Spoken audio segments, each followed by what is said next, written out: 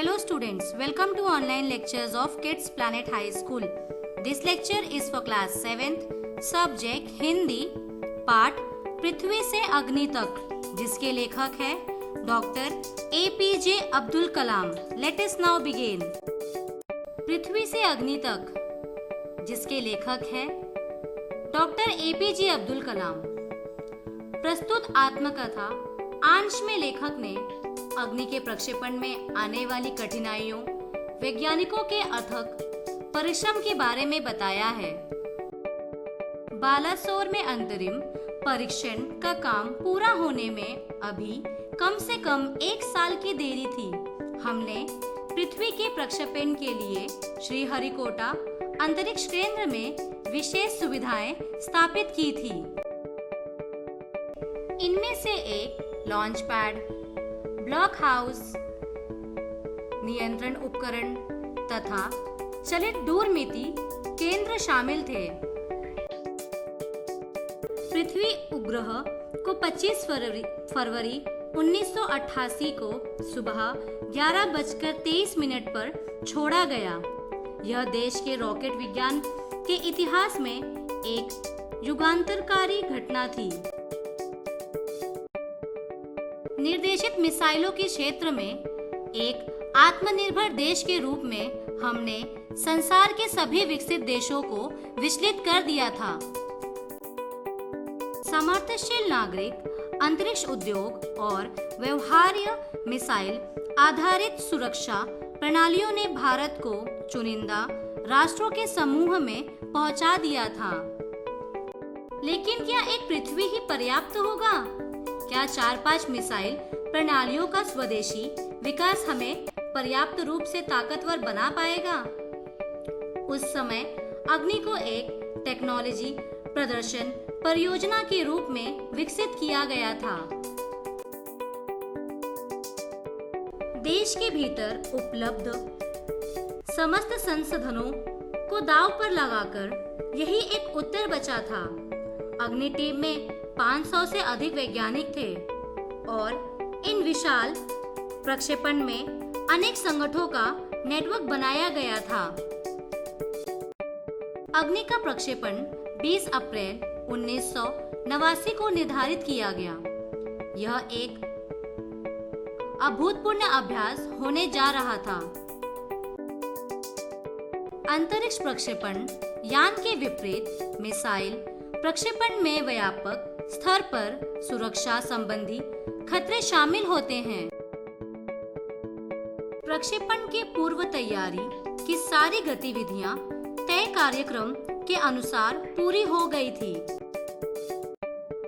जिस समय हम T14 सेकंड पर थे, कंप्यूटर ने संकेत दिया कि उपकरणों में से कोई एक ठीक से काम नहीं कर रहा है. इसे तुरंत सुधार लिया जाए. इस बीच निचली रेंज केंद्र में होल्ड के लिए कहा गया. अगले कुछ सेकंडों में जगह-जगह होल्ड की जरूरत पड़ गई. हमें प्रक्षेपण स्थगित करना पड़ा. मैं अपनी टीम के सदस्यों से मिलने गया, जो सदमे और शोक की हालात में थे. मैंने SLV-3 के अपने अनुभव को उनके साथ बांटा.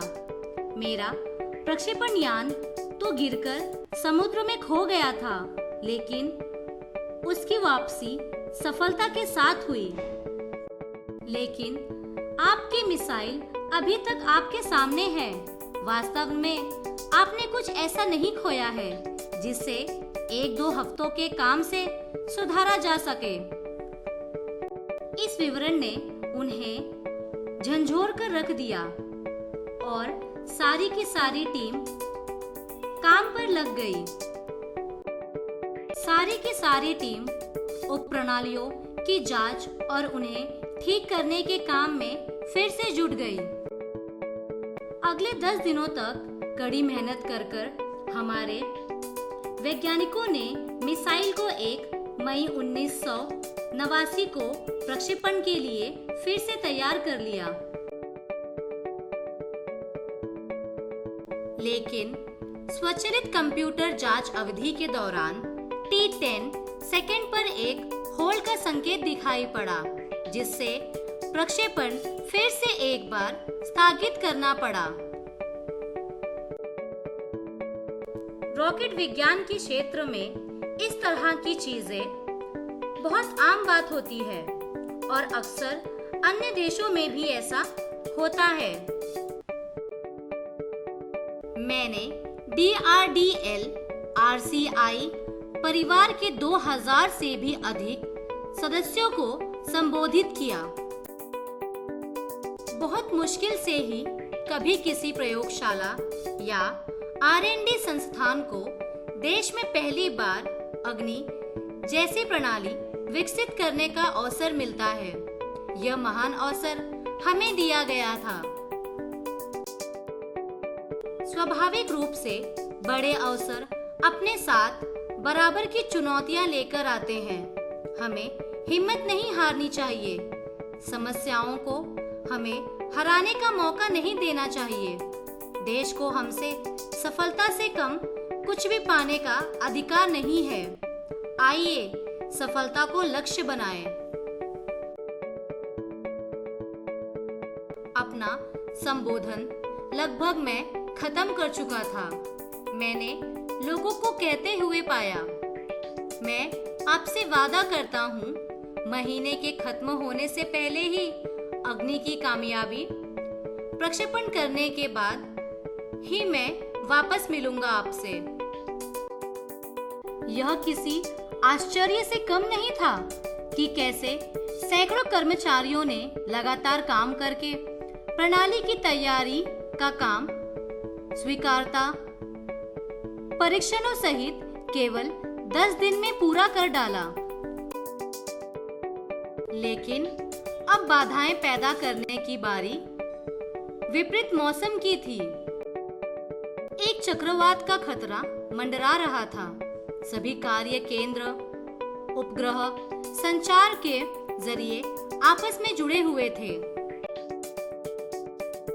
मौसम संबंधी आंकड़े रुक रुक कर आने लगे और 10 मिनट के बाद उनके जैसे बाढ़ सी आ गई थी। अतः प्रक्षेपण 22 मई 1989 के रोज निर्धारित किया गया। यह पूर्णिमा की रात थी। ज्वार के कारण लहरें किरणों से टकराकर और अधिक शोर मचा रही थी। क्या हम अग्नि के प्रक्षेपण में कल सफल होंगे?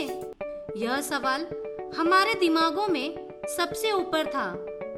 लेकिन हम में से कोई उस सुंदर रात के जादू को खंडित करना नहीं चाहता था। एक लंबी खामोशी तोड़ते हुए आखिरकार रक्षा मंत्री महोदय ने मुझसे पूछा, कमाल, कल तुम अग्नि की कामयाबी का जश्न मनाने के लिए मुझसे क्या उपहार चाहोगे? यह एक मामूली सा सवाल था, लेकिन मैं तत्काल इसका कोई भी जवाब नहीं सोच पाया। मैं क्या चाहता था? क्या था जो मेरे पास नहीं था? ऐसी कौन सी चीज मुझे और खुशी दे सकती थी? बहुत सोचने के बाद मुझे जवाब मिल गया। हमें RCI में लगाने के लिए 1 लाख पौधे की जरूरत है। मैंने रक्षा मंत्री से कहा। अगले दिन सुबह 7:10 पर अग्नि मिसाइल प्रज्वलित हो उठी। यह एक परिपूर्ण परीक्षण था। सभी उड़ान मानक पूरे हुए। यह एक दुख स्वप्न भरी नींद के बाद एक खूबसूरत सुबह में जागने जैसा था। हम अनेक कार्य केंद्रों पर 5 साल की कड़ी मेहनत के बाद लॉन्च पैड पर आए। पिछले 5 हफ्तों में गड़बड़ियों की एक श्रृंखला की अग्नि परीक्षण से गुजरते रहे।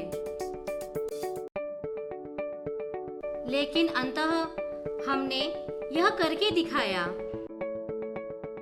यह मेरे जीवन के महानतम क्षणों में से एक था। सिर्फ 600 सेकंड की भव्य उड़ान ने हमारी सारी थकान को पल भर में छू कर दिया। सालों की कड़ी मेहनत का क्या शानदार नतीजा मिला।